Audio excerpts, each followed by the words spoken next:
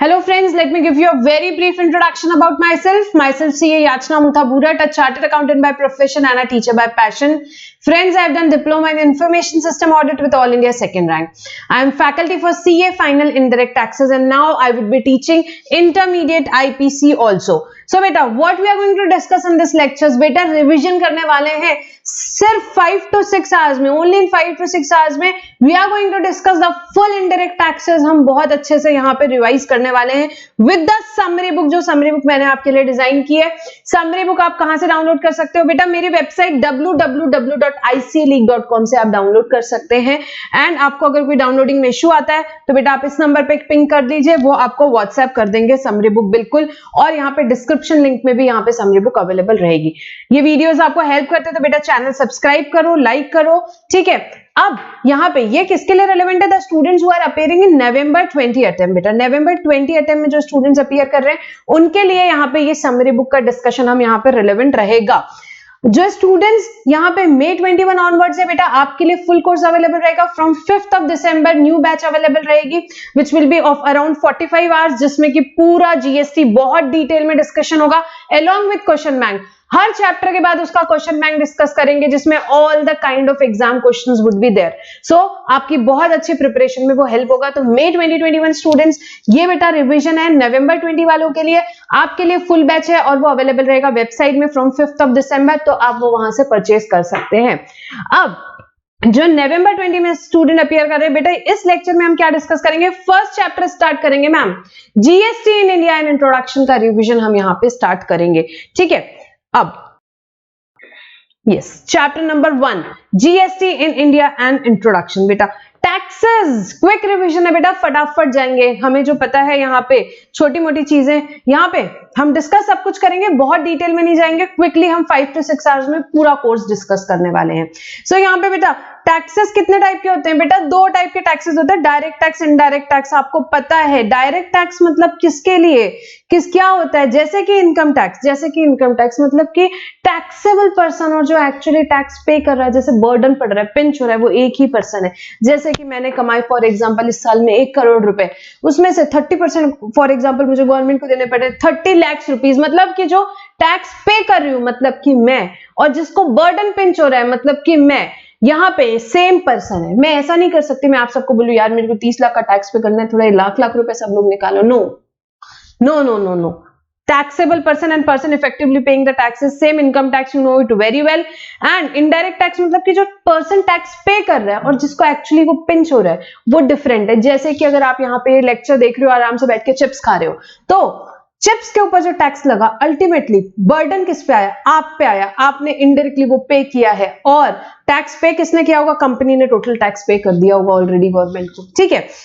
Layman language में मैंने बताया, हम समझेंगे डिटेल में इसको। सो जो टैक्सेबल पर्सन है और जो इफेक्टिवली टैक्स पे कर रहा है वो अलग होते हैं। जैसे कि इनडायरेक्ट टैक्स का एग्जांपल क्या है बेटा?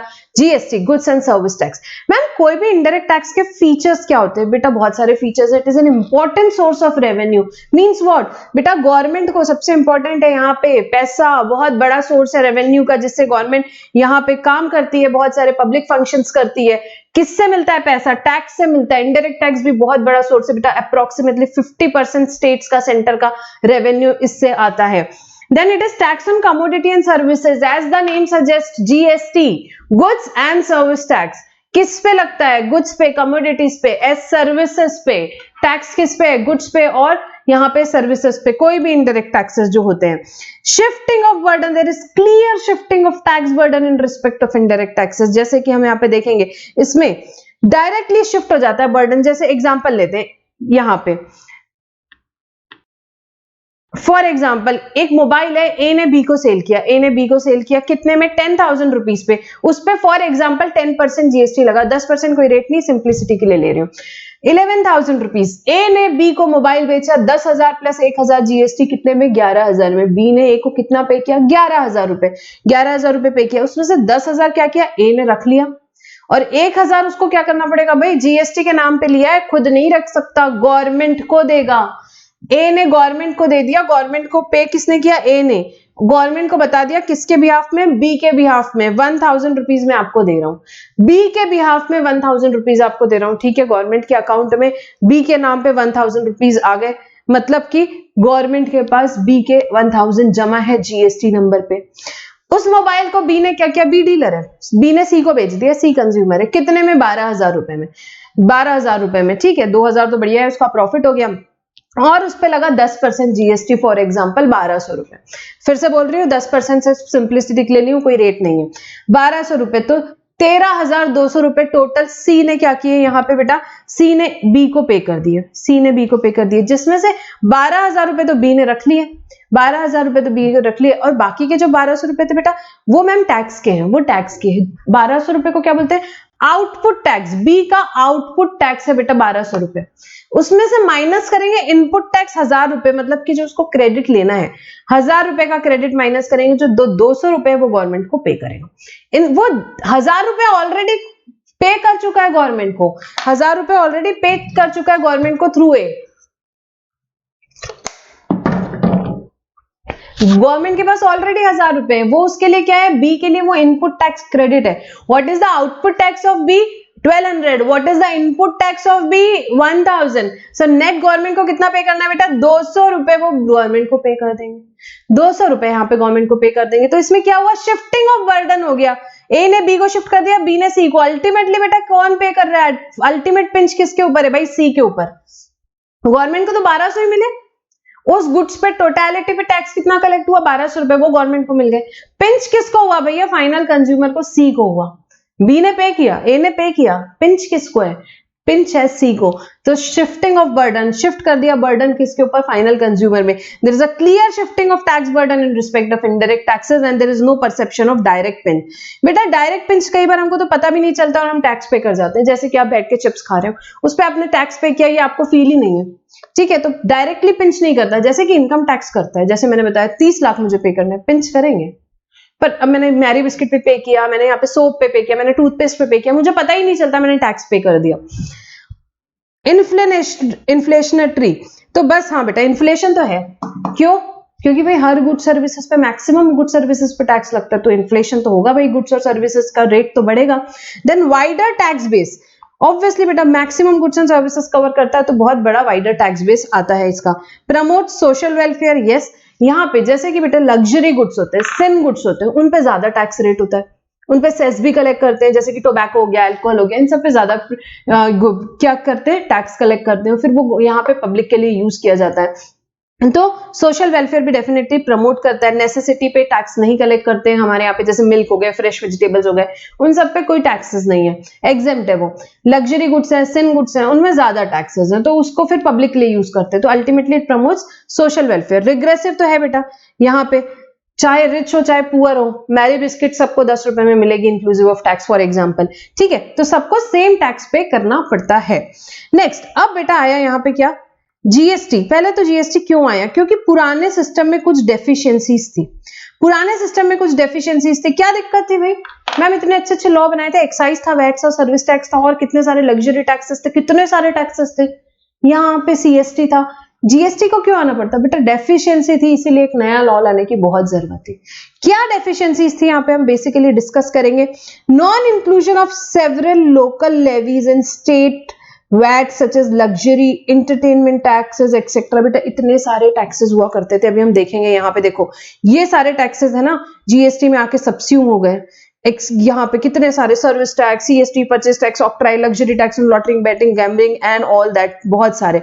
तो और क्या था यहाँ पे, इतने पहले तो इतने सारे टैक्सेस, ऊपर से non inclusion of several local levies in state VAT such as luxury tax, भाई वैट भी लग रहा है, लग्जरी टैक्स भी लग रहा है, एंटरटेनमेंट भी लग रहा है, बहुत सारे थे, इन सबको वैट में मर्ज नहीं किया था, तो बहुत सारे अलग अलग स्टेट टैक्सेस लगते थे, सेंट्रल लेवल पे बड़े सारे टैक्सेस लगते थे, स्टेट लेवल पे बड़े सारे टैक्सेस लगते थे। Cascading effect of taxes on account of levy of non vatable CST and inclusion of CENVAT in the value for imposing VAT. बेटा टैक्स ऑन टैक्स लगता था, यहाँ पे टैक्स ऑन टैक्स होते जाता था, क्योंकि अब जैसे एक स्टेट से दूसरे स्टेट में गया माल, तो टैक्स पहले जो लगता था बेटा वो कौन सा था, सीएसटी लगता था, ठीक है। एक स्टेट से दूसरे स्टेट माल गया, महाराष्ट्र से गुजरात माल गया, तो टैक्स लगता था सीएसटी, सीएसटी का क्रेडिट नहीं मिलता था। तो यहाँ पे क्या हो जाता था, levy of non vatable CST हो जाता था। भाई उसका कोई क्रेडिट क्रेडिट, हमने अभी समझा ना इनपुट टैक्स क्रेडिट का कंसेप्ट। अभी तो कोई टेंशन ही नहीं है, जीएसटी जीएसटी जीएसटी, वो सीजीएसटी एसजीएसटी आईजीएसटी बाद में समझेंगे, वो बहुत लिमिटेड है। पहले तो इतने सारे थे कि भाई एक्साइज का क्रेडिट हमको वैट में नहीं मिलेगा, वैट का क्रेडिट यहाँ पे हमको सर्विस टैक्स में नहीं मिलेगा, और बहुत सारी चीजें हुआ करती थी। तो सबसे प्रॉब्लम थी एक तो ये levy of non vatable CST की, इंटर स्टेट में हमेशा क्रेडिट यहाँ पे ब्लॉक हो जाता था, क्रेडिट नहीं मिलता था। इंटर स्टेट किया, सीएसटी लगाया, तो जिसने परचेज किया उसको क्रेडिट नहीं मिलता था, उसके लिए बन जाती थी cost. Second, inclusion of CENVAT in the value for imposing VAT.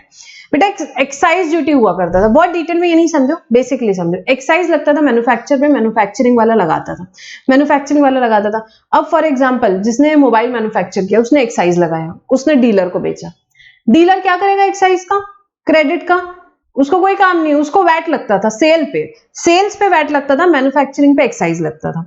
तो मैन्युफैक्चरर तो एक्साइज लगा देता था, डीलर ने उससे खरीदा, उसको एक्साइज, जैसे कि फॉर एग्जांपल 100 रुपए का कोई मोबाइल खरीदा, एक सिंप्लिसिटी के लिए, उसमें 10 रुपए का एक्साइज लगा, ठीक है, 110 रुपए की चीज हो गई, 110 रुपए की चीज हो गई। अब वैट लगाना था उसको, एक तो सबसे पहले उसको एक्साइज का क्रेडिट मिलता नहीं था, तो उसके लिए कॉस्ट हो जाती थी, उसके लिए कॉस्ट कितनी हुई, 100 नहीं हुई, 110 हो गई।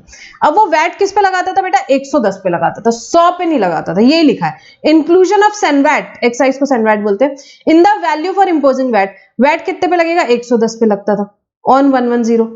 तो यहां पे बड़ी दिक्कत हो रही थी, टैक्स ऑन टैक्स हो गया, एक्साइज के ऊपर वैट लग गया, ठीक है, ऐसा जीएसटी में अब नहीं होता। No CENVAT after manufacturing stage, as I told you, manufacturer ही सैनवैट लगाता था, डीलर्स वगैरह को तो वैट वगैरह लगता था। Non integration of VAT and service tax, भाई एक सेंटर सर्विस टैक्स जो है वो सेंट्रल गवर्नमेंट का रेवेन्यू, वैट जो है स्टेट गवर्नमेंट का रेवेन्यू, तो उनके बीच में कोई इंटीग्रेशन ही नहीं था। और क्या होता था, double taxation of transaction as both goods and service tax. अब भैया अल्टीमेटली पैसे की बात है, स्टेट गवर्नमेंट का रेवेन्यू है वैट, सेंट्रल गवर्नमेंट का रेवेन्यू है सर्विस टैक्स। स्टेट गवर्नमेंट ने बोला कि जो रेस्टोरेंट है वो क्या है, गुड्स है, क्योंकि उस पे वैट लगेगा, गुड्स है, क्यों, क्योंकि खाना गुड्स है भाई। यहाँ पे सर्विस टैक्स वालों ने बोला कि भाई खाना तो कितने का, मेन तो सर्विस है, यहाँ पे आप वहां रेस्टोरेंट में बैठे हो, यहाँ पे शेफ आपको यहाँ पे दे रहा है, यहाँ पे एसी वेसी आप सब यूज कर रहे हो एंड ऑल दैट, सर्विस है। तो क्या होता था, वैट वाले बोलते थे, स्टेट वाले बोलते थे वैट है, वो वैट भी कलेक्ट करते थे, सेंटर वाले बोलते थे सर्विस है, सर्विस भी कलेक्ट करते थे। अल्टीमेटली क्या लगता था, दोनों चीज, वैट भी पे कर रहे रेस्टोरेंट वाले, सर्विस भी, यहाँ पे सर्विस टैक्स भी पे कर रहे हैं। जीएसटी में ये बहुत बढ़िया कर दिया, क्लियर कर दिया कि भाई किसको गुड्स बोलेंगे, किसको सर्विस बोलेंगे, रेस्टोरेंट कैटरिंग को सर्विस बोलेंगे, और उसी के हिसाब से सारे प्रोविजंस लगेंगे, टाइम ऑफ सप्लाई के, प्लेस ऑफ सप्लाई के एंड ऑल दैट। तो यहाँ पे पहले डबल टैक्सेशन हो रहा था बहुत सारी जगह, सॉफ्टवेयर को गुड्स बोलेंगे कि सर्विस, दोनों बोल के दोनों टैक्स ले रहे थे। तो ये बहुत सारी डेफिशिएंसी थी बेटा, कि भाई यहाँ पे टैक्स ऑन टैक्स हो रहा था, मैन्युफैक्चरिंग स्टेज के बाद यहाँ पे क्या था, यहाँ पे सैनवैट नहीं था, डबल टैक्सेशन हो रहे थे, तो यहाँ पे बहुत सारे टैक्सेस थे। तो ये सारे क्या थे, deficiencies in existing value added system था। इस पे थ्योरेटिकल क्वेश्चन आएगा तो ये 5 पॉइंट लिख देना, ठीक है। इस कारण एक नए टैक्स लॉ को आना जरूरी था, और क्या आया भाई, जीएसटी आया, गुड्स एंड सर्विस टैक्स। ये एक वैल्यू एडेड टैक्स है बेटा, वैल्यू एडेड मतलब हर स्टेज पे वैल्यू एड होती है। जैसे कि हमने एग्जांपल में देखा, आपके ए से बी में, ए ने बी को बेचा 10,000 में, 10,000 में, बी ने सी को बेचा कितने में बेटा, 12,000 में। कितनी वैल्यू एडिशन हुआ मैम, 2,000 रुपए पे, 2,000 पे यहाँ पे 10% के हिसाब से 200 रुपए टैक्स होता है, और उतने ही वैल्यू एडिशन पे हर स्टेज पे टैक्स लगते जाएंगे, हर स्टेज पे टैक्स लग जाएगा। So it is in the concept of value added tax, value added tax. Continuous chain of tax credit, बेटा यहाँ पे क्रेडिट का चेन ब्रेक नहीं हो रहा है, बिल्कुल नहीं हो रहा है, कंटिन्यूअस चेन है भाई क्रेडिट की, कंटिन्यूअस चेन है क्रेडिट की। ए ने बी को बेचा, बी क्रेडिट ले लेगा, बी ने सी को बेचा, यहां सी के आगे अगर फॉर एग्जांपल डी है, सी ने डी को बेचा, तो हर ट्रांजैक्शन में क्रेडिट आगे मिलते जाएगा, ठीक है। जैसे हमने सिर्फ इतना ए टू सी देखा, यहाँ पे ए टू डी हो या ए टू एफ हो, हर एक को आगे का क्रेडिट, यहाँ पे पहला जो टैक्स पे किया है उसका क्रेडिट मिलते जाएगा। So this a continuous chain of tax credit. Burden कौन लेता है, फाइनल कंज्यूमर लेता है, फाइनल कंज्यूमर मिलता है। And no cascading of tax, tax पे टैक्स नहीं लगता, अब टैक्स पे टैक्स नहीं लगता। तो बहुत ही प्यारा सा, बढ़िया सा, ब्यूटीफुल लॉ आया हमारे यहाँ पे, जो कि जीएसटी का कंसेप्ट है, जिसमें जो एक वैल्यू एडेड टैक्स है, continuous chain of credit provide करता है, बर्डन फाइनल कंज्यूमर लेता है, and there is no cascading of taxes, and there is no cascading of taxes बेटा। अब जीएसटी आना था तो पुराने टैक्सेस जाने थे, पुराने टैक्सेस जाने थे, तो देखेंगे कि कौन से पुराने टैक्सेस चले गए और कौन से अभी भी नहीं गए। जो this is a very important question from this chapter, you should remember it exactly. किसी भी तरीके से ये क्वेश्चन आपको पूछा जा सकता है। कौन से टैक्सेस चले गए, तो यहां पे देखो ये है first taxes which are subsumed under GST and taxes which are not subsumed under GST, वो हम देखेंगे।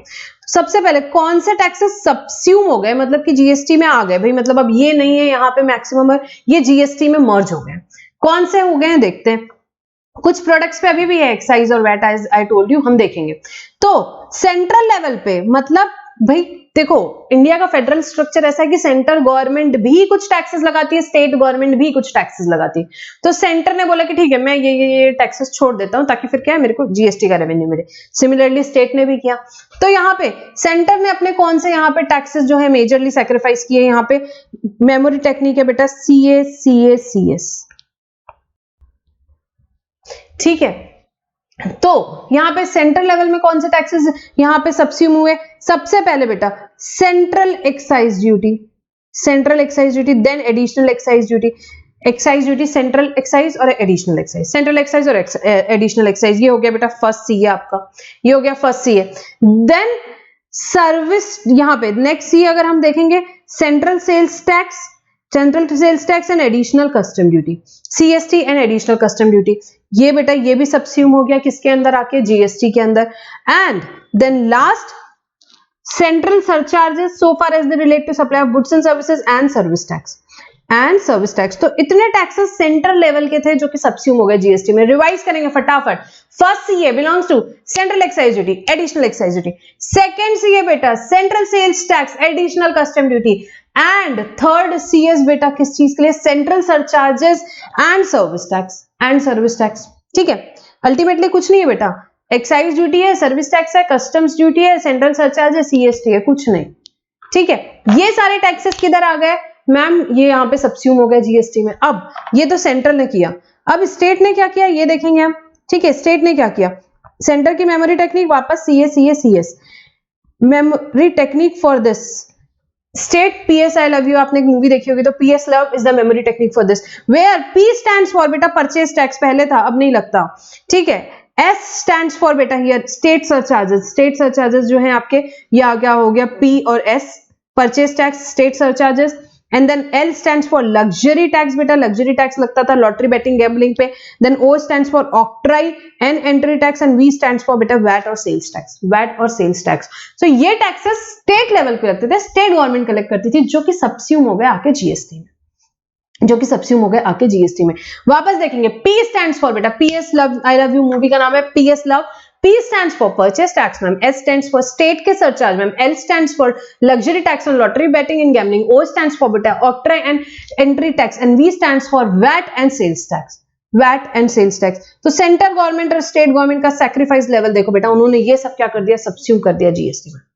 एक्साइज और वैट अभी भी कुछ प्रोडक्ट पे, वो मैं आपको बाद में बताती हूँ, बट कुछ टैक्सेस यहाँ पे सबस्यूम नहीं किए गए जीएसटी में, वो अभी भी है, वो अभी भी है। ये सारे टैक्सेस बेटा अभी भी लगते हैं, ये सारे टैक्सेस अभी भी लगते हैं, जो कि क्या है, बेसिक कस्टम ड्यूटी। इसकी मेमोरी टेक्निक नहीं है मैम, है बेटा क्यों नहीं है, इसकी मेमोरी टेक्निक है वीर डैश सीएस, पंजाबी में इट इज कॉल्ड एज, मेरा भाई बना CS, Veer dash CS is the memory technique, where V stands for what बेटा, व्हीकल टैक्स। अभी भी व्हीकल खरीदोगे तो बेटा व्हीकल टैक्स लगेगा। Then there are 3E which stands for excise duty on liquor, entertainment tax, electricity duty. Then R stands for road tax, C stands for custom duty, S stands for stamp duty. So you have to remember V dash CS, there are 3E. V stands for again vehicle tax, E stands for excise duty on liquor, then there is electricity duty, and then there is a entertainment tax. Entertainment tax काफी सारी governments अभी भी लगाती है। Then R stands for बेटा what, road tax ma'am, C stands for custom duty, S stands for what बेटा, stamp duty। तो V-CS is the memory technique। Centre level पे कौन से टैक्सेस गए बेटा, CS मैम। स्टेट लेवल पे ma'am PS I love you। Then जो taxes subsume नहीं हुए, वीर बना CS, Veer dash CS is the memory technique for that, वो टैक्सेस सबस्यूम नहीं हुए। So this you have to remember, they can ask you anyways, this question is very important in this chapter. Okay next, अब जो GST आया बेटा उसका framework कैसा है इंडिया में, हम ये देखेंगे। भाई पहले तो प्रपोज किया गया था कि नेशनल जीएसटी लगा दो, मतलब एक ही जीएसटी, वो सीएसआई यूटी ऐसा कुछ भी नहीं, सिर्फ एक जीएसटी लगेगा। बट इंडिया का फेडरल स्ट्रक्चर ही ऐसा है कि यहां पे हमको डुअल जीएसटी लगाना पड़ा।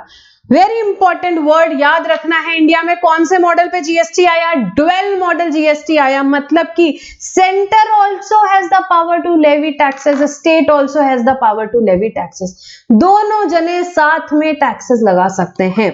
ठीक है, तो यहां पे क्या बात हुई, India has adopted dual GST model in view of federal structure of the country. The tax is imposed concurrently by states and center. Centre और स्टेट साथ साथ में टैक्सेस लगाते हैं, सेंटर और स्टेट यहाँ पे साथ साथ में टैक्सेस लगाते हैं। यहाँ पे क्या आया, डुअल मॉडल ऑफ जीएसटी आया। डुअल मॉडल ऑफ जीएसटी आया, कैसे लगाते हैं भाई, जब इंटर स्टेट सप्लाई होती है, मतलब इंटर स्टेट मतलब महाराष्ट्र से फॉर एग्जांपल मैंने गुजरात में सप्लाई की तो उसमें टैक्स कौन सा लगता है, IGST, integrated goods and service tax. बेटा लेवी कौन करता है और कलेक्ट कौन करता है, यहाँ पे centre government. IGST inter state supply में। इंट्रा स्टेट सप्लाई है, मतलब कि फॉर एग्जांपल मैंने महाराष्ट्र बॉम्बे से बॉम्बे में ही सेल किया, तो टैक्स कौन सा लगता है बेटा, सीजीएसटी प्लस यूजीएसटी लगता है, सॉरी सीजीएसटी प्लस एसजीएसटी लगता है, सीजीएसटी प्लस एसजीएसटी लगता है। सो एक बार और, महाराष्ट्र से गुजरात जाएंगे, टैक्स कौन सा लगाएंगे ma'am, IGST, levied and collected by centre government. For example Maharashtra to Maharashtra sale किया तो मैम टैक्स कौन सा लगाएंगे बेटा, सीजीएसटी प्लस एसजीएसटी लगेगा। तो अगर मेरे मोबाइल पे रेट फॉर एग्जांपल 18% है और मैंने महाराष्ट्र गुजरात सेल किया तो आईजीएसटी लगाऊंगी 18%। मैम महाराष्ट्र सेल किया तो बेटा सीजीएसटी 9% लगाऊंगी, एसजीएसटी 9% लगाऊंगी, एसजीएसटी 9% लगाऊंगी। अच्छा मैम यहाँ पे महाराष्ट्र नहीं, अब आप समझ लो यूनियन टेरिटरी है, अंडमान निकोबार है, अंडमान निकोबार से आपने अंडमान निकोबार ही आपने मोबाइल बेचा तो टैक्स कौन सा लगेगा बेटा, टैक्स लगेगा सीजीएसटी प्लस यूटीजीएसटी। एसजीएसटी की जगह टैक्स लगेगा यूटीजीएसटी। टैक्स रेट क्या रहेगा मैम, 9% प्लस 9% बेटा, 9% प्लस 9%। अच्छा मैम अंडमान निकोबार से मुंबई माल भेजा तो टैक्स कौन सा लगेगा बेटा, IGST 18%। I hope it is clear. Same state में है तो सी प्लस एस लगेगा, सेम यूनियन टेरिटरी में है तो सी प्लस यूटीजीएसटी लगेगा। इंटर स्टेट या इंटर यूनियन टेरिटरी आ रहा है यहाँ पे, तो यहाँ पे क्या आएगा, inter union territory, inter state या inter state whatever, in that case ma'am tax जो लगेगा वो लगेगा IGST. IGST, I hope it is clear. So taxes कौन कौन से लग रहे हैं, इंटर स्टेट सप्लाई में आईजीएसटी, इंट्रा स्टेट सप्लाई में सी प्लस एस। सीजीएसटी किसका रेवेन्यू है भैया, सेंट्रल गवर्नमेंट के पास जाता है, सेंट्रल गवर्नमेंट का रेवेन्यू है। एसजीएसटी इसका रेवेन्यू है, स्टेट गवर्नमेंट का रेवेन्यू है। और यूटीजीएसटी बेटा कलेक्ट, लेवी और कलेक्ट करता है यहाँ पे यूनियन टेरिटरी जिसका स्टेट लेजिस्लेचर नहीं है, जैसे कि अंडमान निकोबार है। ठीक है, तो UTGST levied and collected by union territory without state legislature, India में आने नहीं हो पाया यहाँ पे एक नेशनल जीएसटी। यहाँ पे क्या हुआ, स्टेट गवर्नमेंट ने बोली कि भाई मैंने मेरे इतने सारे टैक्सेस सब्स्यूम करी, मेरे को शेयर चाहिए। सेंट्रल गवर्नमेंट ने बोला भैया मेरे को भी शेयर चाहिए, दोनों को शेयर चाहिए। तो सेंट्रल गवर्नमेंट ने बोला एक काम करते, पहले हम कलेक्ट करते फिर आपको दे देंगे। नहीं, बोले हमको आप पे भरोसा नहीं है। स्टेट गवर्नमेंट ने बोला हमको आप पे भरोसा नहीं है, आपको क्या करना है, जब ट्रांजैक्शन होगा, जब मोबाइल बिकेगा उसी लेवल पे आधा आधा होगा और हमको मिलेगा हमारा शेयर टैक्स का। ट्रांजैक्शन लेवल पे, महीने के एंड पे हमको कोई भरोसा नहीं है आप लोगों का, किसी भी इशू से हमारा पैसा रोक लिया तो यहाँ पे इसलिए डुअल मॉडल जीएसटी आया। अब हर एक ट्रांजैक्शन पे ही टैक्स लगता है। जब ट्रांजैक्शन हुआ, ये आईपैड सेल हुआ उसी टाइम पे मैंने जाके मुंबई में स्टोर से खरीदा, मैं भी मुंबई से हूँ, सीजीएसटी एसजीएसटी लग जाएगा। सीजीएसटी सेंट्रल गवर्नमेंट के पास जाएगा, एसजीएसटी स्टेट गवर्नमेंट के पास। I hope it is clear. ठीक है, आईजीएसटी कैसा होता है मैम, बेटा आईजीएसटी पहले तो कलेक्ट करेगा यहाँ पे सेंट्रल गवर्नमेंट, फिर वो कंज्यूमिंग स्टेट को दे देगा। क्यों, क्योंकि डेस्टिनेशन बेस्ड मॉडल है, वो हम देखते हैं अभी थोड़ी देर में। अभी गुड्स कैसे क्लासिफाई होते हैं बेटा, एचएसएन सिस्टम है, हार्मोनाइज सिस्टम ऑफ नॉमेनक्लेचर है जिससे गुड्स क्लासिफाई होते हैं। So the goods are classified on the basis of HSN under GST harmonized system of nomenclature, उसके हिसाब से goods यहाँ पे classify होते हैं। And for services a new scheme of classification of service has been designed where services of various description has been classified under various section heading groups पे classify होती है। Then अब यहाँ बेटा, अब जैसे कि मैं हूं, आप है, हम लोग यहाँ पे बहुत सारी स्कीम्स है अलग अलग, हम यहाँ पे बहुत डिटेल में नहीं जाएंगे कंपोजिशन स्कीम में, सिर्फ एक बेसिक समझेंगे। यार अमेज़न बिजनेस कर रहे हैं, गली के नुक्कड़ पे खड़े होके एक यहाँ पे किराना शॉप वाला बिजनेस कर रहा है, भाई बहुत डिफरेंस है, बहुत डिफरेंस है। अब आप जितने कंप्लायंसेस अमेजोन पे लगाओगे, आप यहाँ पे जो एक छोटा सा किराना शॉप है उस पे भी लगाओगे तो सही बात नहीं है, सही बात नहीं। गवर्नमेंट ने बोला हम भी मानते हैं, बिल्कुल हम यहाँ पे छोटे मोटे जो बिजनेस कर रहे हैं यहाँ पे उन लोगों को रिलीफ देंगे, स्मॉल बिजनेसमैन को, तो उनके लिए एक बढ़िया स्कीम लेके आए, कंपोजिशन स्कीम। कंपोजिशन स्कीम देखते हैं क्या है यहाँ, ब्रीफली हम यहाँ पढ़ेंगे। In GST regime CGST, SGST, UTGST for intrastate supply is payable by every taxable person and interstate supply IGST is payable every taxable person, ये तो ठीक है। However, for providing relief to small businessmen making intrastate supply, a simpler method of paying taxes and accounting is provided, which is called as composition levy। तो यहाँ पे एक बेटा जो इंट्रास्टेट सप्लाई कर रहा है, छोटा सा यहाँ पे कोई बिजनेसमैन है, तो उसके लिए इन लोगों ने एक स्कीम लेकर के आए जिसको बोलते हैं कंपोजिशन स्कीम, जिसमें भाई आपको क्या करना है, यहाँ पे आपको सिंप्लीफाइड अकाउंटिंग है, आपको आईटीसी भी नहीं मिलता है और आपको टैक्स भी फिक्स रेट पे करना पड़ता है। अगर आपका टर्नओवर वहां पे दिया हुआ है 75 लाख 1.5 CR, जिस लिमिट पे भी आपका टर्नओवर है उसके बेसिस पे आपको क्या करना पड़ता है बेटा, यहाँ पे आपको पेमेंट करना पड़ता है। सिंप्लीफाइड टैक्स प्रोसीजर है, बहुत सिंप्लीफाइड टैक्स प्रोसीजर है, पेमेंट ऑफ टैक्स की भी, आईटीसी की भी, बट किसको मिलती है, बहुत ही लिमिटेड, जो इनका टर्नओवर उतने लिमिट से कम है उनको मिलती है, ठीक है। तो which is called as what बेटा, कंपोजिशन स्कीम। कंपोजिशन स्कीम बहुत सिंपल स्कीम है, फिक्स रेट पे आउटपुट पे करना है, आईटीसी आपको मिलेगा नहीं, और यहां पे आपको क्या है, ये रिलीफ मिलेगा स्मॉल बिजनेसमैन को जो इंट्रास्टेट सप्लाईज कर रहे हैं, जो इंट्रास्टेट सप्लाईज कर रहे हैं, ठीक है। आई होप इट इज क्लियर, ये बाद में डिटेल में डिस्कस करेंगे। कंपोजिशन स्कीम छोटे मोटे बिजनेसमैन के लिए, उनको क्या होता है, यहाँ पे क्वार्टरली पेमेंट ऑफ टैक्स का कर सकते हैं, ईयरली रिटर्न फाइल कर सकते हैं, बहुत सारे रिलीफ दिए हुए हैं, ठीक है। देन रजिस्ट्रेशन, बेटा ये चैप्टर क्या है, इंट्रोडक्शन है, ओवरव्यू ले रहे हैं हम हर चैप्टर का, आप समझ लो। अब रजिस्ट्रेशन इटसेल्फ यहाँ पे पूरा एक चैप्टर होता है रजिस्ट्रेशन का, कंपोजिशन स्कीम का एक पूरा चैप्टर होता है, तो ये बाद में डिटेल में डिस्कशन करेंगे। अब रजिस्ट्रेशन बेटा, आप जीएसटी में कब रजिस्ट्रेशन लोगे, एक बेटा यहाँ थ्रेशोल्ड लिमिट दी हुई है, वो थ्रेशोल्ड लिमिट जब आप क्रॉस करते हो तब आप जीएसटी में रजिस्ट्रेशन लेते हो, तब आप जीएसटी में रजिस्ट्रेशन लेते हो। तो जैसे कि यहाँ पे हम देखेंगे, every supplier of goods and services required to obtain registration in a state from here, कहां लेना होता है, जिस स्टेट से यहाँ पे वो टैक्सेबल सप्लाई कर रहा है उस स्टेट में रजिस्ट्रेशन लेना है, जब उसका एग्रीगेट टर्नओवर एक्सीड करता है थ्रेशोल्ड लिमिट से, एग्रीगेट टर्नओवर एक्सीड करता है थ्रेशोल्ड लिमिट से। तो अब यहाँ पे गुड्स के लिए भी और सर्विस के लिए भी, बाकी बेटा डिटेल में पढ़ेंगे उस चैप्टर में। यहाँ पे MMT-N, what do you mean by MMT-N ma'am, Manipur, Mizoram, Tripura, Nagaland, MMT make my trip, no for make my trip till exams, याद रखना है MMT-N। सो मणिपुर, मिजोरम, त्रिपुरा, नागालैंड, ये चार केसेस में आपकी क्या है, 10 लाख की लिमिट है बेटा, छोटे मोटे स्टेट से इसलिए यहाँ छोटी लिमिट रखी है, गुड्स की भी सर्विस की भी, गुड्स की भी सर्विस की भी। इससे ज्यादा अगर आप वहां पे टर्नओवर हो रहा है, आपका कौन सा turnover, aggregate turnover, aggregate turnover, इसकी डेफिनेशन बाद में देखेंगे। एग्रीगेट टर्नओवर इससे ज्यादा हो रहा है तो आपको क्या करना है, रजिस्ट्रेशन लेना है इस स्टेट में, MMT-N में।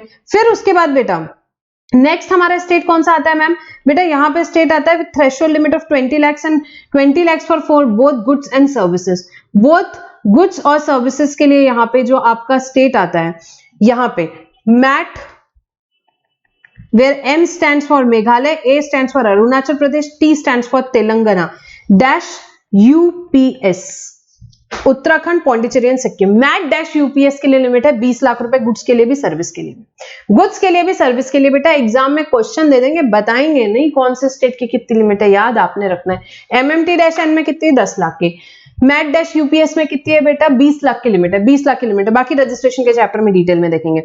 State with threshold limit of 20 lakh for services and 40 lakh for exclusive supply of goods, 20 lakh service की, 40 लाख गुड्स की लिमिट है। 3 स्टेट्स जो हैं कौन से, जैसे कि जम्मू कश्मीर, असम, हिमाचल प्रदेश एंड ऑल अदर स्टेट्स, बाकी जितने भी, MP हो गया, महाराष्ट्र हो गया, जितने यहाँ नहीं आए बेटा, गुजरात हो गए, ये सब, इन सब की लिमिट क्या है, सर्विस के लिए 20 लाख, सर्विस के लिए 20 लाख और गुड्स के लिए 40 lakh, exclusive supply of goods के लिए 40 लाख, ठीक है बेटा। सर्विस सेक्टर में कभी भी लिमिट सिर्फ 2 ही है, 10 लाख और 20 लाख। गुड्स में लिमिट्स 3 हो सकती है, 10, 20 और 40, ठीक है। तो सर्विस में ज्यादा टेंशन नहीं, सर्विस में खाली आपको ये देखना है MMT-N में हो तो 10 लाख, अदरवाइज क्या होगी बेटा, 20 लाख। गुड्स के लिए आपको ये सब याद रखना है, गुड्स के लिए आपको ये सब याद रखना है। MMT-N है तो यहाँ पे 10 लाख लिमिट है गुड्स की भी, सर्विस के लिए। MAT-UPS है तो बेटा क्या है, 20 लाख की लिमिट है गुड्स की भी यहाँ पे और सर्विस की भी। और Jammu Kashmir, Assam, Himachal Pradesh, all other states 20 lakh goods यहाँ पे सर्विसेज की, और एक्सक्लूसिव सप्लाई ऑफ गुड्स है तो 40 लाख। गुड्स और सर्विस दोनों का सप्लाई है तो 20 lakh, exclusive supply of goods है तो सिर्फ 40 लाख। ठीक है, ये हो गया बेटा। अब next exemptions. Apart from providing relief to small scale business, law also provides continuous provision for granting exemption from payment of tax on essential goods and services. तो बेटा यहाँ पे essential goods and services जैसे कि fresh fruits हो गए, vegetables हो गए, इन सब में बेटा गवर्नमेंट ने दिए हुए हैं exemptions। exemption का भी पूरा एक चैप्टर सेपरेट है। तो बहुत सारी चीजों में गवर्नमेंट ने exemption दिए जहां पे टैक्स नहीं लगता है, जहां पे टैक्स नहीं लगता है। Then seamless flow of credit, जैसे कि मैंने बताया बेटा, ओरिजिन से हम आ गए भाई डेस्टिनेशन बेस्ड प्रिंसिपल पे। मतलब क्या, there are few important words beta which you should remember, like anything, like India has adopted dual model of GST. GST is a destination based, ये सब words काम आएंगे एग्जाम में 100%. So since GST is a destination based consumption tax, revenue of SGST accrues to the consuming state. समझेंगे concept क्या है। We have moved from origin based system था हमारा CST में, जिससे हम move कर चुके हैं किस पे, destination based पे।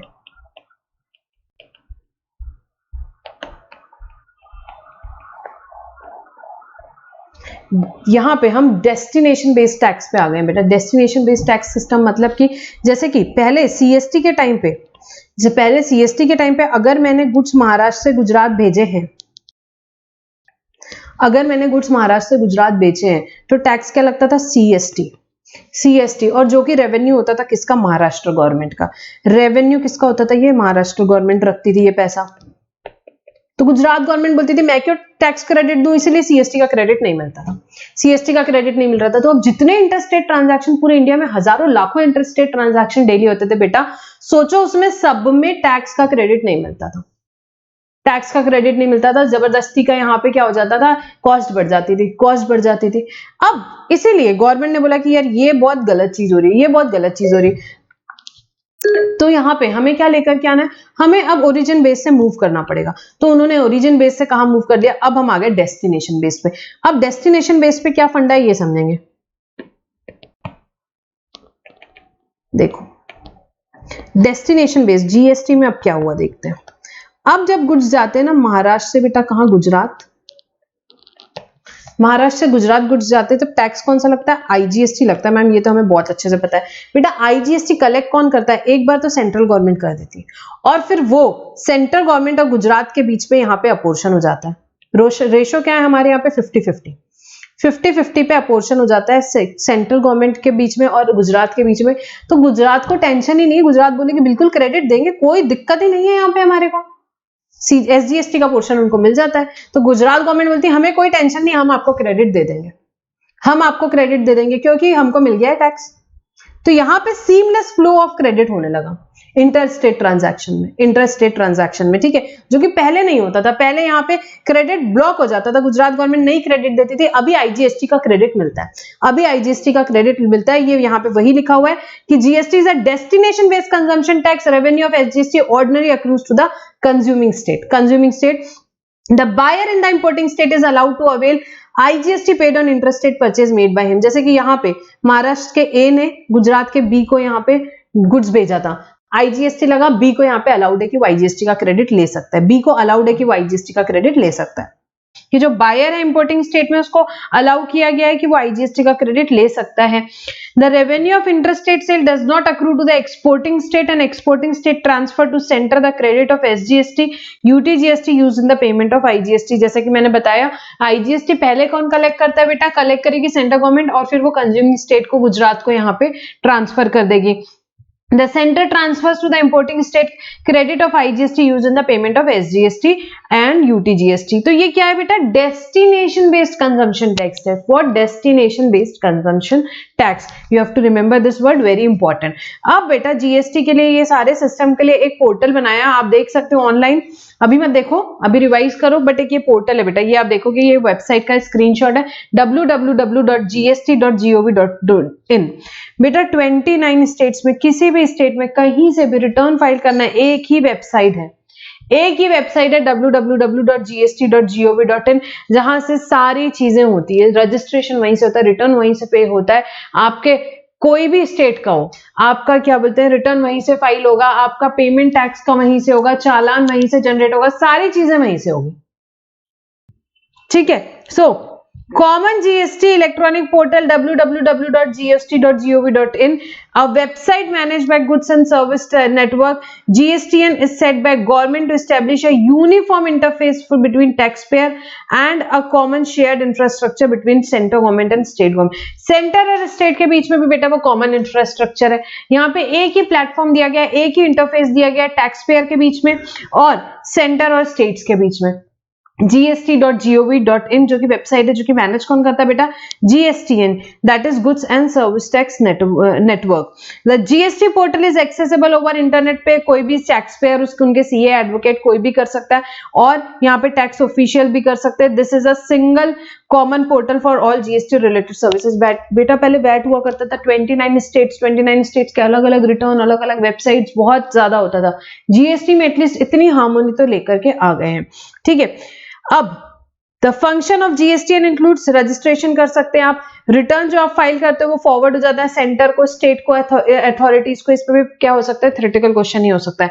कंप्यूटेशन और सेटलमेंट, या आईजीएसटी जो है इसका बड़ा मैकेनिज्म का सेटलमेंट करना वगैरह ये भी कौन करता है, यहाँ पे जीएसटीएन करता है। Matching of tax payment detail with banking network, आपने जो टैक्स का पेमेंट किया उसको बैंक के नेटवर्क के साथ मैच करेगा कौन, जीएसटीएन। प्रोवाइडिंग वेरियस अलग अलग एमआईएस रिपोर्ट देता है किसको, सेंट्रल गवर्नमेंट को, स्टेट गवर्नमेंट को, based on tax payer return information and providing analysis of tax payers profile. तो ये सारे काम किसके, जीएसटीएन के। बेटा सब कुछ यहाँ पे जीएसटीएन कर रहा है, रिटर्न वही, यहाँ पे आपका रजिस्ट्रेशन की फैसिलिटी वही दे रहा है, रिटर्न आपके फिर फॉरवर्ड कर रहा है, कंप्यूटेशन और सेटलमेंट कर रहा है आईजीएसटी के, टैक्स पेमेंट डिटेल्स को बैंकिंग नेटवर्क से यहाँ पे क्या कर रहा है, मैच कर रहा है, एमआईएस रिपोर्ट देता है अलग अलग और टैक्स पेयर की प्रोफाइल को एनालाइज करता है। ठीक है, common GST electronic portal for furnishing e-way bill, जो ई-वे बिल के लिए वेबसाइट है बेटा वो कौन सी, ई-वे बिल gst.gov.in, ये वेबसाइट ई-वे बिल के लिए। ठीक है, तो ये जीएसटीएन के कुछ फंक्शंस है, याद रखना है आपको। नेक्स्ट इज बेटा GSP ASP. GST has selected certain IT, ITS and financial technology company which is called as GST सुविधा providers। वो आपको क्या करते हैं, डेवलप करके देते हैं एप्लीकेशन जो कि टैक्स पेयर यूज करते हैं इंटरेक्टिंग विद जीएसटीएन के लिए। they facilitate taxpayer in uploading invoices as well as filing return and act as single stop shop for all GST related services। ठीक है,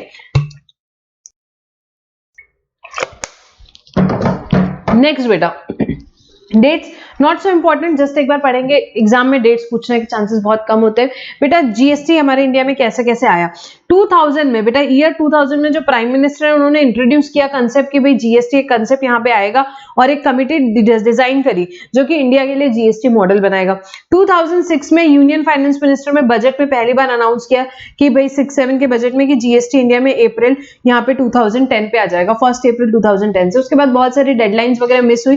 2014 पे जीएसटी अमेंडमेंट बिल इंट्रोड्यूस हुआ लोकसभा में। उसके बाद 2016 में एक्ट इनैक्ट हुआ, यहाँ पे जीएसटी काउंसिल की फर्स्ट मीटिंग हुई और उसके बाद GST, SGST, CGST, IGST, UTGST compensation bill आए मार्च 17 में। अप्रैल 17 में यहाँ पे वो एक्ट्स पास हुए एंड देन फाइनली बेटा यहाँ पे जीएसटी कमिटी ने, यहाँ काउंसिल ने बहुत सारे रूल्स वगैरह बताए, सारे स्टेट्स ने हाँ कर दी एक्सेप्ट जम्मू एंड कश्मीर। और जो इंपॉर्टेंट डेट याद रखनी, 1 जुलाई 2017 में जीएसटी लॉन्च हो गया इंडिया में हर स्टेट में except Jammu and Kashmir. Jammu and Kashmir ने भी मान लिया और 8 जुलाई 2017 में एसजीएसटी एक्ट कहाँ, जम्मू एंड कश्मीर में भी पास हो गया।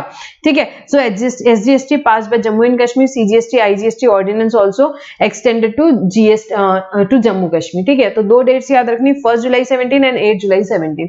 बाकी तो ठीक है, यहाँ पे प्राइम मिनिस्टर ने इंट्रोड्यूस किया, फिर एक्ट्स वगैरह यहाँ पे आए एंड ऑल दैट, वो सारी अलग अलग डेट्स है, उतनी याद रखने की जरूरत नहीं है। जीएसटी के क्या बेनिफिट्स हुए बेटा, बहुत थ्योरेटिकल है, बहुत मुश्किल है एग्जाम में आना, बट फिर भी एक बार जस्ट 1 मिनट में डिस्कस करेंगे, नॉट वेरी इंपॉर्टेंट। अलग अलग चीजों को यहाँ बेनिफिट है, इकोनॉमी को बेनिफिट है, यहाँ पे सिंप्लीफाइड टैक्स स्ट्रक्चर हो गया, इजी कंप्लायंसेस हो गया, ट्रेड को, इंडस्ट्री को भी काफी सारे बेनिफिट्स हैं। ये आप एक बार रीड कर सकते हो। सो ठीक है, ये आप एक बार रीड कर लीजिए। नेक्स्ट बेटा कॉन्स्टिट्यूशनल अमेंडमेंट्स, कुछ इंपॉर्टेंट कॉन्स्टिट्यूशन में जो अमेंडमेंट्स हुए वो हम यहाँ पे डिस्कस करेंगे। ठीक है, अब यहाँ पे क्या क्विक रिविजन है बेटा, क्विकली जा रहे हैं हम। कॉन्स्टिट्यूशन में क्या मेजर अमेंडमेंट्स आए हम देखेंगे बेटा। यहाँ पे आर्टिकल 246 है ना बेटा, उसमें 3 लिस्ट होती है। लिस्ट 1 जो होती है वो क्या बताती है, यूनियन लिस्ट है। ये लिस्ट एनुमरेट करती है मैटर जिसमें पार्लियामेंट के पास राइट है कि वो लॉ बना सकते हैं। लिस्ट 1 के अंडर जो मैटर है उसमें पार्लियामेंट लॉ बनाता है, central government, that is. List 2 state list कही जाती है। इसमें जो मैटर है उसमें स्टेट के पास एक्सक्लूसिव पावर है राइट लॉ बनाने का। और लिस्ट 3 जो है बेटा वो किससे रिलेटेड है, यहाँ पे पार्लियामेंट और स्टेट दोनों मिलकर के लॉ बना सकते हैं। पर जो लिस्ट 3 में जो आइटम होते हैं बेटा वो टैक्स से रिलेटेड नहीं, forest and education and all that वो मैटर्स थे, ठीक है। तो लिस्ट 1 में कुछ एंट्री में अमेंडमेंट आया, लिस्ट 2 में कुछ एंट्री में अमेंडमेंट आया। लिस्ट 1 में जैसे कि मैंने बताया यूनियन की लिस्ट है, यहाँ पे सेंटर यहाँ लॉ बनाता है। सो अब यहाँ पे जो एंट्री नंबर 84 अमेंड हुई हम खाला उतना पढ़ रहे हैं।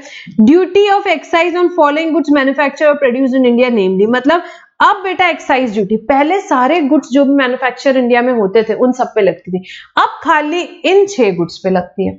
अब खाली इन 6 गुड्स पे लगती क्या, एक्साइज ड्यूटी सेंट्रल लेवल पे। कौन सा गुड्स है बेटा, petroleum, high speed diesel, motor spirit, natural gas, aviation turbine fuel and tobacco and tobacco product. Excise क्या इंडिया से चलेगा, नहीं मैम, ये 6 प्रोडक्ट्स पे लगता है खाली। Similarly VAT entry number 54 amend की और क्या बोला, taxes on sale of petroleum, high speed diesel, motor spirit, natural gas, aviation turbine fuel, alcoholic liquor for human consumption, ठीक है। इनमें क्या लगेगा बेटा, इनके सेल्स पे, but not including sale in the course of interstate और sale in the course of international trade. तो यहाँ पे इन्होंने क्या बताया कि भैया अभी भी वैट क्या इंडिया से चलेगा, नहीं, इन प्रोडक्ट्स पे लगता है, इन प्रोडक्ट्स पे लगता है। यहाँ पे हम समरी पे देखेंगे, आपको ज्यादा अच्छा समझेगा, ये टेबल उसी का समराइज है। क्या हुआ, बीच में कुछ आइटम है which is called as PHMNA, petroleum, high speed diesel, motor spirit, natural gas, aviation turbine fuel which is called as PHMNA। PHMNA item पे के प्रोडक्शन पे टैक्स कौन सा लगता है बेटा, एक्साइज लगता है। प्रोडक्शन पे एक्साइज लगता है, सेंट्रल एक्साइज। और उसके सेल्स पे क्या लगता है, वैट लगता है या CST लगता है। इंट्रा स्टेट सेल होता है तो वैट लगता है, इंटर स्टेट सेल होता है CST लगता है। आज भी GST नहीं लगता इनमें। गवर्नमेंट ने क्या बोला, गवर्नमेंट ने बोला कि भाई इन आइटम में हम नोटिफाइड डेट से लेकर के आएंगे, अभी नहीं लेके आ रहे। गवर्नमेंट को टेंशन आ गया GST आते आते यहाँ स्टेट गवर्नमेंट्स को कि भाई GST से रेवेन्यू नहीं आया तो ये बड़े रेवेन्यू जनरेटिंग आइटम्स थे। तो उन्होंने बोला इन आइटम पे तो भैया अभी भी पुराने लॉ लगेंगे, इनमें अभी भी सेंट्रल लेवल पे एक्साइज कलेक्ट होगी, स्टेट लेवल पे सेल पे क्या होगा, वैट या CST लगेगा, ठीक है। तो कौन से आइटम है मैम, PHMNA। अब इसके बाद 2 स्पेशल आइटम है, अल्कोहल स्टेट गवर्नमेंट ने बोला कि भैया हम पहले भी इसका रेवेन्यू लेते थे, हम अभी भी लेंगे, अल्कोहल में तो हमें कॉम्प्रोमाइज ही नहीं करना। आपको अल्कोहल अगर मर्ज करना है GST में तो फिर तो हमें GST नहीं लेके आना, अड़ गई स्टेट गवर्नमेंट। तो अल्कोहल के प्रोडक्शन पे आज भी स्टेट एक्साइज लगता है बेटा, अल्कोहल पे सेंट्रल एक्साइज नहीं लगता, स्टेट एक्साइज लगता है। और उसके सेल पे आज भी दोनों भी स्टेट कलेक्ट करती है, एक्साइज भी स्टेट कलेक्ट करती है, उसके सेल पे वैट और CST भी स्टेट कलेक्ट करती है। Major source of revenue of state government, ये इन्होंने GST पे नहीं आने दिया, तो इसमें अभी भी GST नहीं लगता है। अब सेंटर ने बोली अच्छा अल्कोहल तुम रखोगे, टोबैको हमारा हुआ, तो टोबैको बेटा, टोबैको एंड टोबैको प्रोडक्ट के प्रोडक्शन पे सेंट्रल एक्साइज लगता है। ये बड़ा स्पेशल प्रोडक्ट है, टोबैको के प्रोडक्शन पे सेंट्रल एक्साइज लगता है और इसके सेल पे GST लगता है, इसके सेल पे वैट और CST नहीं लगता। ये आपको याद रखना है। ये देखो कि अगर आप, तो यहाँ पे ये एक ही आइटम में फर्क था, टोबैको जो था यहाँ पे एंट्री नंबर 84 पे है और अल्कोहल यहाँ पे एंट्री नंबर 54 पे है। मतलब वैट जो है वो किस पे लगेगा बेटा, यहाँ पे अल्कोहल पे लगेगा, यहाँ पे वैट, CST या यहाँ पे सेंट्रल एक्साइज। तो आपको इन शॉर्ट ये याद रखना है, PHMNA पे क्या लगता है, उनके प्रोडक्शन पे मैम सेंट्रल एक्साइज, उनके सेल पे मैम वैट या CST। अल्कोहल पे क्या लगता है बेटा, स्पेशल आइटम है, प्रोडक्शन पे स्टेट एक्साइज, सेल पे वैट या CST एज में be applicable. Tobacco and tobacco products special, very special item है मैम, उसके प्रोडक्शन पे लगता है सेंट्रल एक्साइज, सेल पे लगता है उसमें GST, सेल पे लगता है उसमें GST, ठीक है, ये याद रखना है। Then new insertion of article 246 है बेटा, ये आर्टिकल 246 है, ये फेल हो गया। क्यों फेल हो गया, क्योंकि बेटा लिस्ट 1 यूनियन लिस्ट थी, यहाँ कौन लगा सकता है टैक्स, यहाँ पे लगा सकती है मैम पार्लियामेंट, यहाँ पे सेंट्रल गवर्नमेंट, यहाँ पे पार्लियामेंट लगा रही है। लिस्ट 2 में स्टेट के हाथ में राइट है, बट लिस्ट 3 में दोनों के साथ में राइट है कि भाई टैक्स लगा सकते हैं, बट इनमें जो मैटर है वो मैटर टैक्स लॉ से रिलेटेड नहीं हुआ करते थे। अब GST लगाने के लिए, CGST और SGST के लिए एक ऐसा आर्टिकल चाहिए था कि जो कि पावर देता है कि स्टेट गवर्नमेंट और सेंट्रल गवर्नमेंट दोनों साथ साथ में टैक्सेस लगा सके, इसलिए ये लिस्ट फेल हो गई, इसलिए एक नया आर्टिकल फेल हो गया, तो एक नया आर्टिकल इंट्रोड्यूस किया गया जिसे कहा गया आर्टिकल नंबर 246 है, जो कि दोनों को पावर देता है that parliament and subject two clause the legislature of every state have the power to make law with respect to goods and service tax imposed by union or such state। बेटा कोई भी law लगाने के पहले constitution से permission चाहिए, तो 246A ने वो परमिशन दी कि हाँ पार्लियामेंट और स्टेट दोनों भी क्या कर सकते हैं, जीएसटी लगा सकते हैं यहाँ पे, और पार्लियामेंट को एक्सक्लूसिव पावर दिया कि वो लॉ बना सकता है किसके लिए, goods and service tax in case of interstate के केस में, क्योंकि आईजीएसटी लगता है तो वहां पे पावर दिया गया खाली पार्लियामेंट को। तो ये दिस इज नथिंग, बस पावर दिया गया है यहाँ पे, कॉन्करेंट पावर दिया गया है, स्टेट को और सेंटर को आप टैक्सेस लगा सकते हो, और पार्लियामेंट को एक्सक्लूसिव पावर दिया गया इंटरस्टेट के केस में। Not very important, just we have discussed. And then one thing important is article 279 goods and service tax council. एक काउंसिल बनी बेटा जीएसटी काउंसिल, जो कि क्या करती है, बहुत सारे काम करती है मैम, सारे रिकमेंडेशन जीएसटी काउंसिल ही देती है, हमें पता है। एक बार रीड करेंगे बेटा, article 279 of the constitution empowers president of India to constitute a joint forum of centre and state. एक जॉइंट फोरम बनेगा सेंटर का, स्टेट का, सेंटर के भी लोग रहेंगे, स्टेट के भी लोग रहेंगे। Goods and service tax council, the provision relating to GST council came into force on this date. ठीक है, ये याद रखने की जरूरत नहीं है डेट्स वगैरह। मेंबर्स कौन कौन रहेंगे, चेयरपर्सन रहेंगे बेटा यूनियन फाइनेंस मिनिस्टर, हमेशा उसके चेयरपर्सन रहेंगे। मेंबर्स कौन रहेंगे, union finance minister of state in charge of revenue और finance, and the minister in of charge of finance और टैक्सेशन, और any other minister nominated by each state department. हर state department के लोग रहेंगे इसके अंदर। ठीक है, तो यूनियन फाइनेंस मिनिस्टर चेयरमैन रहेंगे बेटा। Member union minister of state in charge of what, revenue या फाइनेंस के जो भी यूनियन मिनिस्टर ऑफ स्टेट रहेंगे वो मेंबर रहेंगे, या minister in charge of finance और टैक्सेशन और एनी अदर मिनिस्ट्री जो कि स्टेट गवर्नमेंट नॉमिनेट रहेगी, ये सारे लोग मेंबर रहेंगे। वाइस चेयरपर्सन कौन रहेगा, state finance minister shall choose amongst themselves as vice chairman of the council for such period. वो लोग डिसाइड करेंगे अपने बीच में कि कौन यहाँ पे वाइस चेयरमैन रहेगा। अब इंपॉर्टेंट क्या है, रोल क्या है जीएसटी काउंसिल, बेटा सब कुछ जीएसटी काउंसिल ही रिकमेंड करती है। It will make recommendation to the union and state, union और स्टेट को रिकमेंडेशन देगी क्या, taxes cess surcharge levied by union and state local bodies which may be subsumed under in the GST। वो उन्होंने बताया था कौन कौन से टैक्सेस आपको जीएसटी में सबस्यूम करने हैं, कौन से गुड्स एंड सर्विसेज जीएसटी से एग्जेम्प्ट रहेंगे। Model of goods and service tax law, यहाँ पे कैसा goods and service tax law रहेगा, क्या लेवी रहेगी, क्या अपॉर्शनमेंट होगा दोनों के बीच में जो 50-50 डिसाइड हुआ इन the course of interstate, and principal that govern place of supply कैसे निकलेगा। थ्रेशोल्ड लिमिट टर्नओवर का क्या रहेगा, जब तक कि जीएसटी में रजिस्ट्रेशन लेने की जरूरत नहीं है, आप एग्जेम्प्ट रहेंगे। रेट्स क्या रहेंगे, including floor rates for a specified period to raise additional revenue. Special provision with respect to special category states के रिगार्डिंग क्या स्पेशल प्रोविजन रहेंगे, वो भी वो डिसाइड करेंगे। Any other matter relating to goods and service tax as the council में decide, कुछ भी मैटर, सारे मैटर बेटा कौन डिसाइड करेगी, जीएसटी काउंसिल रिकमेंड करेगी यहाँ पे किसको, यूनियन और स्टेट को, जिसके बेसिस पे यहाँ पे सारे लॉ एंड ऑल दैट बनते हैं। ठीक है, तो बेटा ये जो हमारा डिस्कशन था GST and India in introduction, हमने काफी क्विकली यहाँ पे डिस्कस किया। इंपॉर्टेंट कंसेप्ट है, हर चैप्टर को थोड़ा थोड़ा हमने यहाँ पे डिस्कस, जो आया यहाँ पे रिलेवेंट, जैसे composition, scheme, registration and all that हमने डिस्कस किया। सो बेटा यहाँ पे हमारे कंप्लीट करते हैं इस चैप्टर का रिविजन, एंड नेक्स्ट वीडियो में हम नेक्स्ट चैप्टर सप्लाई डिस्कस करेंगे। So will stop our discussion over here. Thank you for now.